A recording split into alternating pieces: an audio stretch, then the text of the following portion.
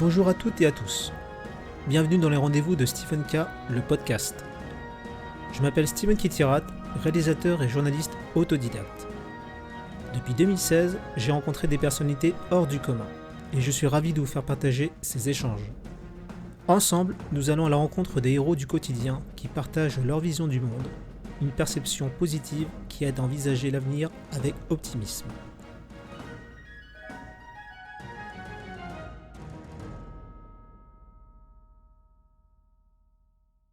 Bien, bonjour Dantès. Bonjour. Merci d'avoir accepté mon invitation. C'est un plaisir, hein, c'est un plaisir de pouvoir répondre à une interview aujourd'hui. Donc justement, est-ce que vous pouvez vous présenter pour nos internautes? Alors, je m'appelle Dantès et mon nom chinois c'est Dai Liang et je suis un chanteur français qui est connu pour chanter en chinois. Ça fait à peu près 20 ans que je travaille entre la France et la Chine et j'ai habité non-stop pendant 10 ans à Shanghai. Alors deux questions. Quels ont été les éléments déclencheurs de votre passion pour la musique et pourquoi la Chine? Mais la musique, en fait, j'ai appris l'orgue quand j'avais 8 ans.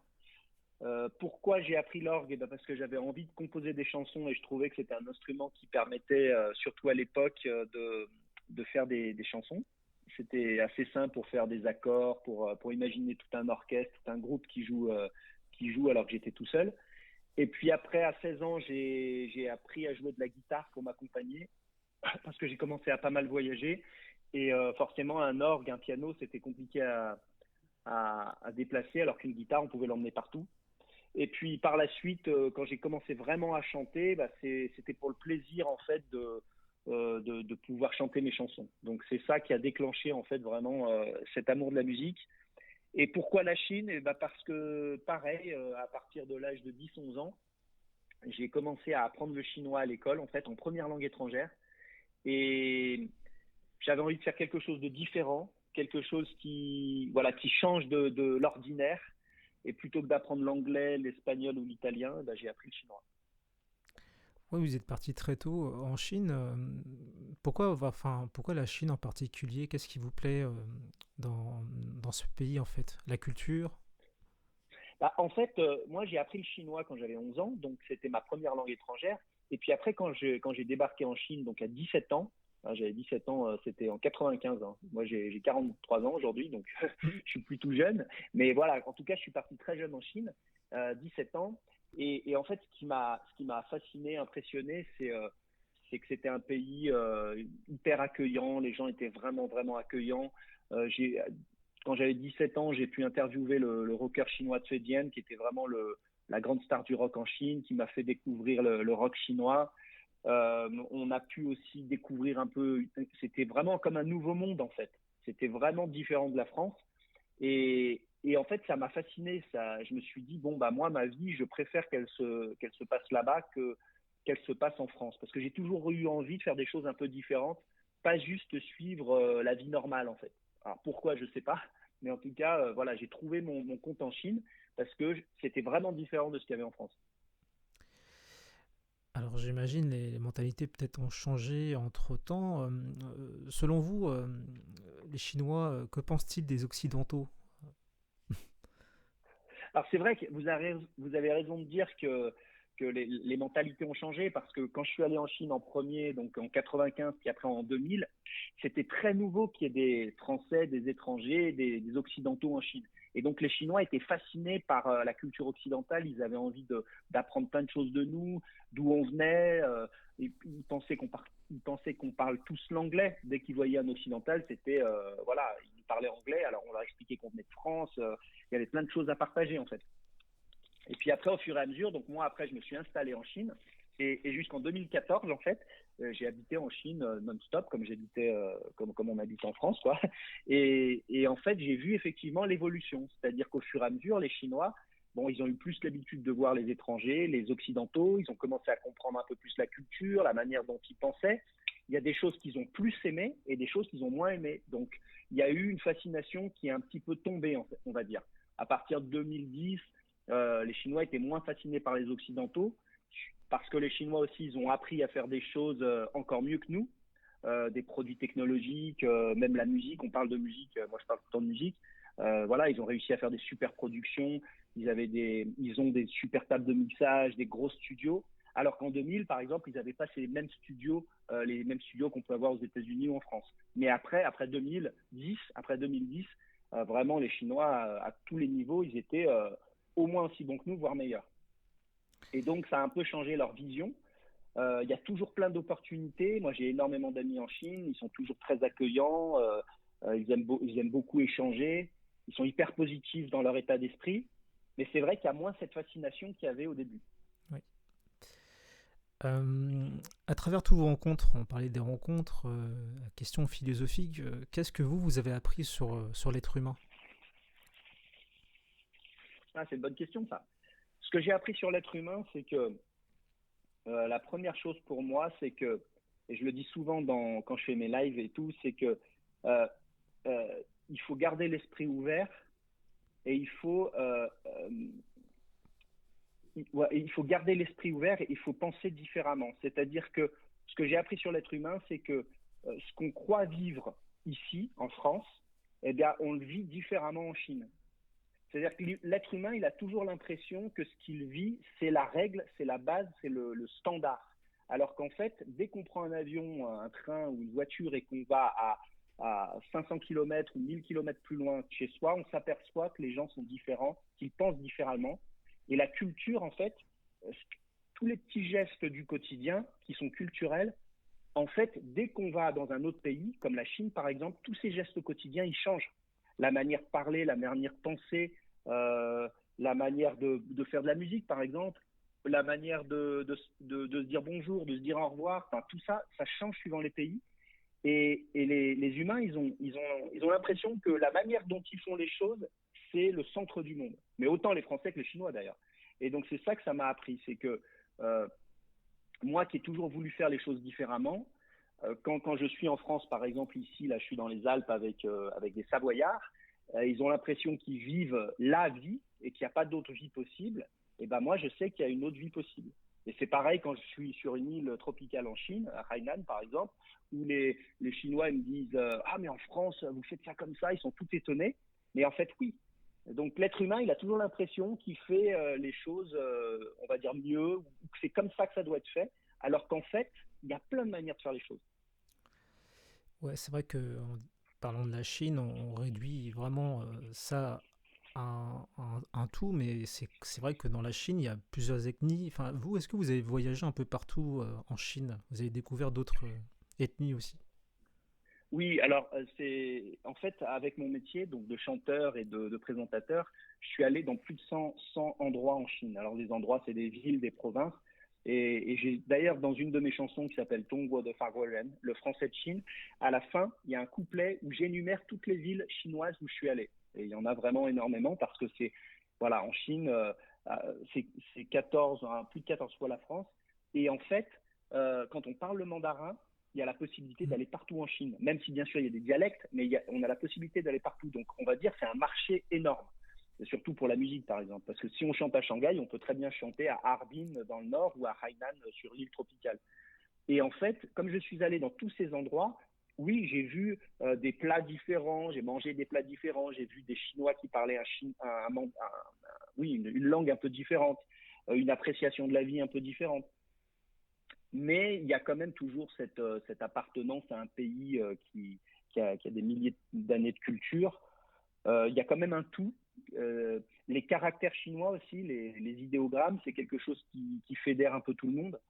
Et puis forcément, il y a aussi un gouvernement très fort là-bas avec des émissions télévisées qui sont très politisées et qui donnent une direction à tout le monde. Donc il y a quand même une forme d'unification qui est assez sympa aussi, quoi. Donc en Chine, vous êtes quand même assez médiatisé. Selon vous, pourquoi en France on vous reconnaît pas autant, et pas que vous, hein, d'ailleurs d'autres artistes, ou même d'autres, même je parle même des sportifs, des cuisiniers, même des acteurs qui viennent pour la plupart de banlieues, qui ont réussi même à l'étranger, et on parle jamais d'eux. Pour vous, ça vient d'où cela? C'est culturel, votre avis? Bah, la première chose, c'est que, je sais pas si vous avez, je suis passé à France 2, et puis il y avait aussi Oui. cette chanteuse française qui est au Japon, qui a fait 60 albums au Japon. Mm. C'est ce qu'elle dit. Elle dit on n'a pas le temps. C'est-à-dire que euh, c'est pas grave de pas se développer en France. C'est pas un souci parce qu'on se développe ailleurs. Le Japon, par exemple, c'est un pays qui est à tous les niveaux et, et au moins aussi bien que la France, voire meilleur. Hein, voilà. Et la Chine, c'est pareil. Donc en fait, ce qui compte, c'est de se développer, c'est d'être content, c'est de se faire plaisir avec ce qu'on fait, de pouvoir gagner sa vie aussi. Après, moi, personnellement, je préfère être connu en Chine qu'être connu en France. Si on me donnait le choix, enfin, on me le donne pas vraiment, mais c'est comme ça. Après, être connu aussi, ça, c'est hyper relatif. Euh, je veux dire, la Chine, comme on l'a dit, c'est immense. Donc, je suis médiatisé dans certains endroits.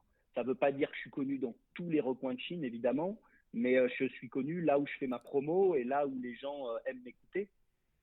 Après, en France, c'est qu'une question de temps. Si vraiment on veut se faire connaître en France, bah, il suffit de faire de la promo en France, quoi. Mm. C'est une question de boulot. C'est plus une question de business, en fait. Oui. En fait. Oui. Après, il faut faire le produit qui soit en adéquation avec le pays. Je peux pas chanter tout à fait les mêmes choses en Chine ou en France. Encore que, moi, je me suis aperçu que les quelques émissions que j'ai pu faire en France, le côté le français qui chante en chinois, c'est quelque chose qui attire quand même pas mal de gens, quoi. Oui. Qu'est-ce qui vous énerve, vous écœure dans ce monde? Qu'est-ce qui m'énerve ou m'écoeure dans ce monde?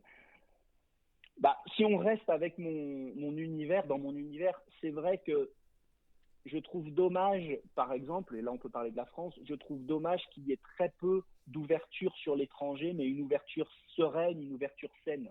Par exemple, quand moi on m'a invité pour cette émission à France 2 où je devais parler de ma carrière en Chine, beaucoup d'internautes m'ont dit ah n'y va pas parce qu'ils vont détruire la Chine, ils vont détruire les Chinois et machin, voilà. Et il y avait un peu cette crainte.